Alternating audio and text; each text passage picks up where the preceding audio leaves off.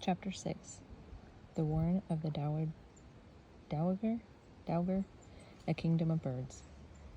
The rope stung Curtis's wrist, and his chest ached from being bounced against the coyote's bony spine. The pack moved quickly through the forest, undaunted by each sword fern and low-hanging tree branch that lashed at Curtis's face. The forest floor was a blur below the feet of his coyote's captor, but Curtis kept his eyes open, trying to register any change in the environment that might allow him to retrace their tracks.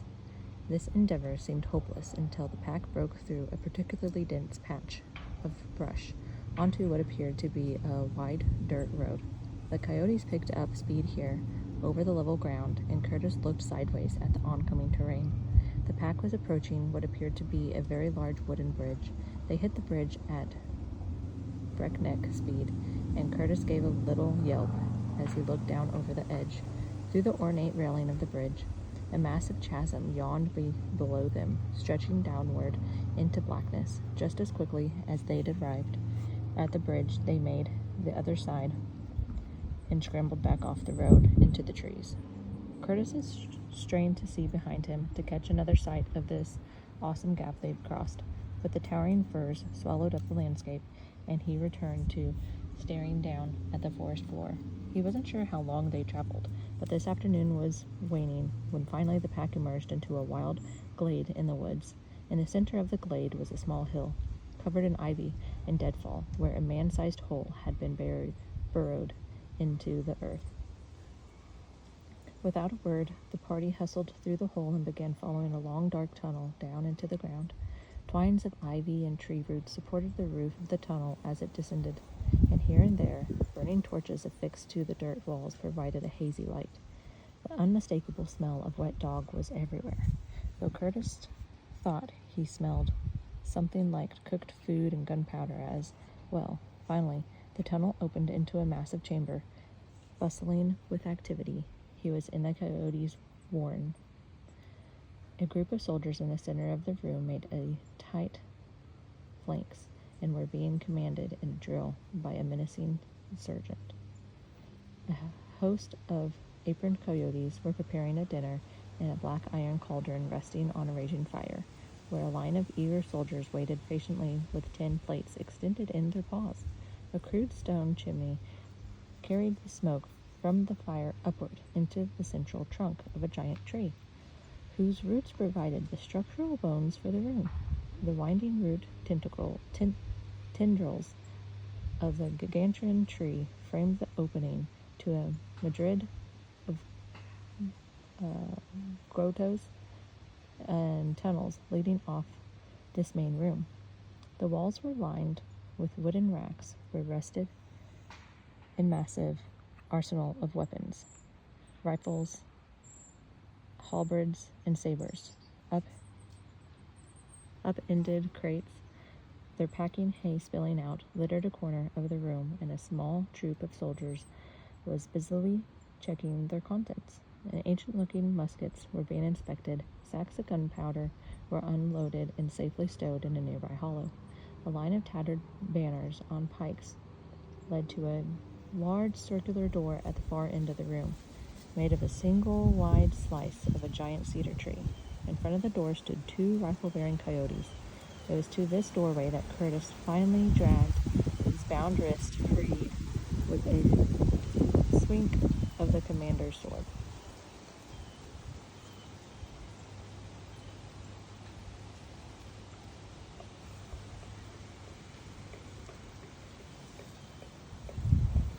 "Hold him fast," ordered the commander, as he stepped forward and spoke to the guards in front of the door.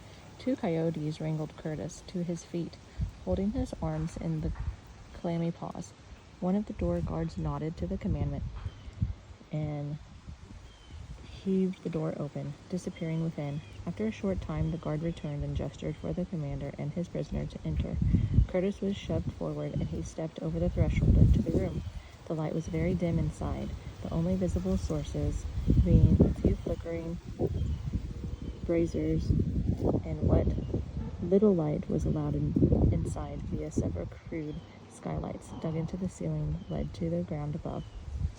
Dark woody roots snaked across the ceiling and walls. The wide tendrils of plant roots dangled above their heads, and the room smelled distinctively of onions. At the far end of the chamber was a elaborate dais, decorated with long vines of ivy and plush cushions of gathered moss. In the center of the dais was a chair unlike any Curtis had seen before, seemingly hand-carved from a single massive tree trunk. It looked as if it had grown from the earth itself. The armrests snaked around the cushioned seat and were caped by carved talons.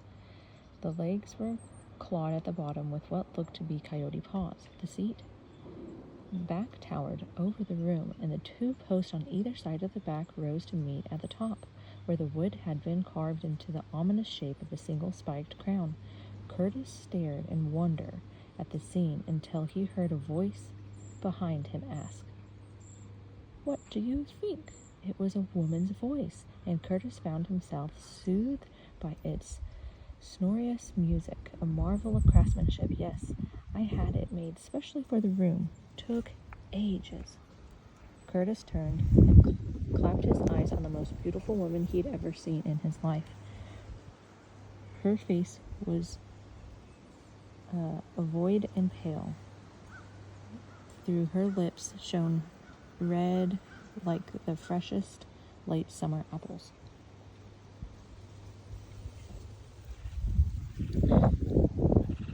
Her hair was an electric copper red, and it hung in braided tresses, brocaded and molted eagle feathers.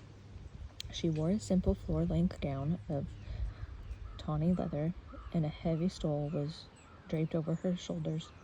She was considerably human, yet she struck Curtis as being entirely otherworldly, as if she'd been pulled from the face of some cathedral's faded ancient fresco.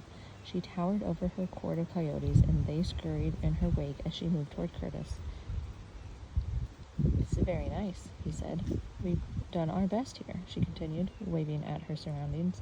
"It was difficult at first to gather the basic comforts, those creatures' comforts, but we managed. It's miraculous, really. Considering that we started from nothing." She smiled in thought and let her slender hand caress Curtis's cheek. "An outsider," she said thoughtfully. "An outsider child. How beautiful you are. What's your name, child?" Curtis, ma'am," he stammered. He'd never called anyone ma'am before. It just seemed appropriate now. "Curtis," said the woman, retracting her hand. "Welcome to our warren. My name is Alexandria, though most call me the Dowager Governess." She stepped up to the dais and draped herself over the seat of the throne. "Are you hungry? Thirsty? You must have traveled far today. Our stores are meager, but you are welcome to whatever we can offer." "Sure," said Curtis. "I am pretty thirsty." "Furuya, capras," she said loudly as she snapped her fingers at two loitering coyotes. "A bottle of blackberry wine for our guest, and greens, dandelion and fern fiddles, and a bowl of the venison stew for the outsider child, Curtis. Quickly." She flashed a broad smile at Curtis and gestured at the pile of freshly gathered moss that surrounded the throne. "Please have a seat," she said. Curtis, surprised to be treated with such hospitality, settled himself into the deep cushion of the moss. "We're simple folk, Curtis," began the governess. "We protect our own, and we ask little of the forest. You might call us the warden of the Wildwood. We've made this untamed wilderness our own and imposed an order on it that it was solely lacking. Our intent is to cultivate a beautiful flower from this stark and infertile ground. For example, when I arrived here in Wildwood, these coyotes you see were a hardscrabble, desperate lot, particularly anarchists in our organization. They were constantly at war with one another and reduced to the lowest form of forest dwellers, scavenger. But I brought them to order.